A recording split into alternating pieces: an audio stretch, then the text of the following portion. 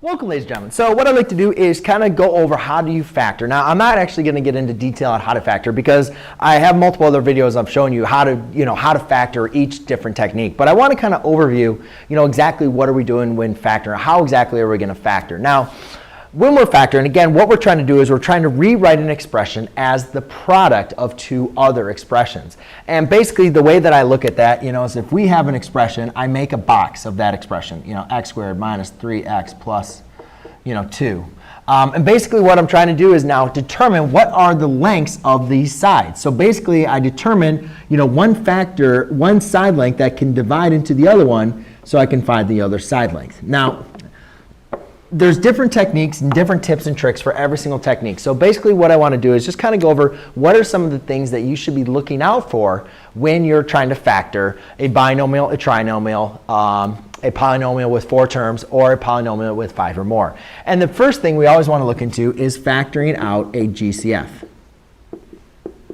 And that's going to be true for all polynomials. Whenever you want to factor out a GCF, or whenever you're asked to factor, always look for a GCF. For instance, if I had the equation 3x squared minus 6x plus 9, the GCF, notice that all 3 of these terms can be divisible by 3, right?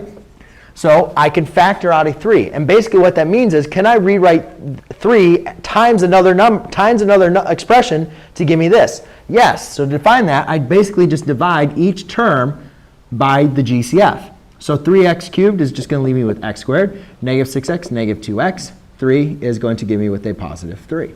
Okay? Therefore, now I can rewrite my original expression as 3 times x squared minus 2x plus 3. Okay?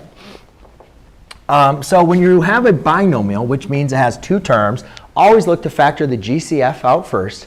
And if you cannot factor out by a GCF, then look to use the difference of 2 squares. And the difference of 2 squares is when you're dealing with 2 square numbers, one's positive and obviously one's negative. When you're dealing with the trinomial, trinomial is going to have 3 terms. Again, always look to factor out the GCF. And then we kind of have 2 different methods. We have the diamond method. And that's the diamond method when a is equal to 1. And then we also have the diamond method when a is not equal to 1. Okay? So we're basically looking at those two methods of determining what the factors are going to be when a is equal to 1, when a is not equal to 1. And also we have a perfect square trinomial is another thing for you to look out for. Now, if we have polynomials that have 4 terms, really the only thing you want to look for outside of a GCF is for grouping. All right, so looking for ways that we can group maybe the terms together, so therefore we can factor them out. And then the last one is 5 or more terms. I'm really not aware of any other group factoring technique except for seeing if they have anything that you can share in common that you can factor out for them. So there you go, ladies and gentlemen. That is just kind of a basic overview of how do you factor polynomials based on how many terms you have. Thanks.